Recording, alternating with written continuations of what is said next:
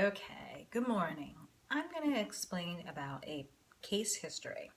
So, first, I'm going to start with adults, and then, if I have time, we will go on to peds. So, case history. First question I'm going to ask someone, that's an adult, is why they're here. So, what brings you here today? And usually they'll say, my wife says I can't hear. So then the other questions that I have to ask medically are, how long has this been happening? Most people, it's been years and they don't do anything about it. But if it's a sudden thing where they just woke up and all of a sudden they couldn't hear, that's significant because any kind of a sudden hearing loss like that could be an autoimmune thing. And as we talked about before, it is something that needs to be treated right away. So, how long has it been happening? Is there any family history? Anyone else in your family that has a similar problem that can lead us to something like, is there otosclerosis? Is it something genetic? Next question we would ask is there any ringing in your ears or buzzing? That's called tinnitus. So that's the next thing that we would ask. That's important. Um, Noise exposure. So what type of environments do you work in? I had a lady the other day. She had high frequency hearing loss. She was fairly young. And I said, oh, do you have any noise exposure? She goes, no, I was a teacher. So we proceed. She definitely had some kind of a noise notch on her test results. And as we got to talking later, she proceeded to tell me that her husband's in a band. And he's been in a band for their whole marriage.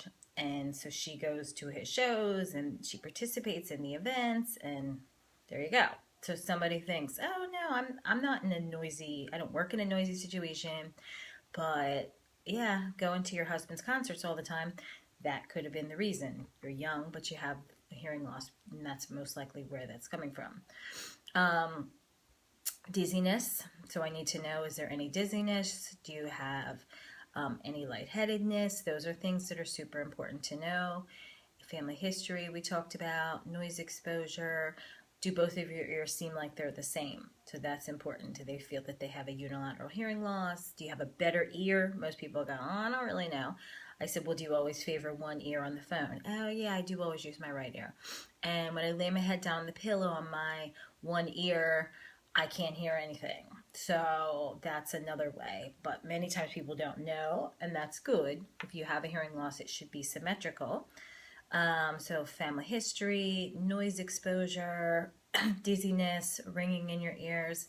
Those are all the things that you want to ask an adult. Those are important things. As far as peds, it's a whole different story. Obviously, you're talking to the mother. What brings you here today? Most of the times they're going to say they're not speaking. So I have concerns about their speech and language. That's almost always why I will see them. So then you get into, what was your pregnancy like? Any complications? Were they premature? Did they have to be admitted to the ICU? Did they have extended stay in the hospital? All of these things are important for audiology history and history whenever you see your kids with speech. Did they pass the hearing screening? So they're going to go, I don't know. Well, in all states now, they are screened before they leave the hospital, and I'll show you on another video how one of the ways that they do the screening. So they are screened, and the parents will go, well, I don't know. On their discharge summary, it will say what's one of the boxes that they have to check off is if they pass. If they didn't pass, they would have to be told, and it would have been reported to the state, and they would have gotten a letter from the state if they didn't follow through on another evaluation. So that's really important. Did they pass the hearing screening? I'm not really sure. Well, did you get a letter? Were you born in a hospital? So did you give birth in the hospital? If you didn't and you gave birth at home or in a birthing center, they make you still go out and have that hearing screening done, because I've seen babies that were born in birthing centers and they have to have it done. All of this is monitored and recorded by the state. So the state does monitor it, it does follow up, and they will send the parents certified letters. If they did not pass, they will find them and the letters will follow them until they get follow-up. So that is tracked and registered in a big portal. For the kiddos, is there a history of ear infections? And that's obviously something you want to ask the adults too.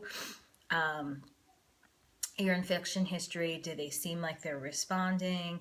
Do they follow instructions? This is where you can kind of weed out if it's maybe more of an autism thing rather than an actual hearing loss thing. Is that sort of, those sort of questions. Even whenever you go out to see them in the waiting room, do they turn to their name? Do they look at you? Your evaluation starts the minute that you see the child.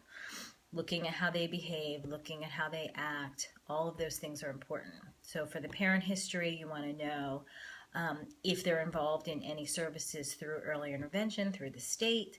Do they have therapy that comes out to the house? All of these things are super important for you to know in the aspect of hearing and in the aspect of just developmental things. When you see kids that are under 3, you may be the first professional that really looks at their developmental history. So it's very important that you pass them on to the proper person. You're usually going to be their first point of contact. So that's really, really important. So family history, history of ear infections, birth history, and their responsiveness. Those are the biggest things that you want to know from the kiddos. So that's case history, and we'll do the testing in a little bit.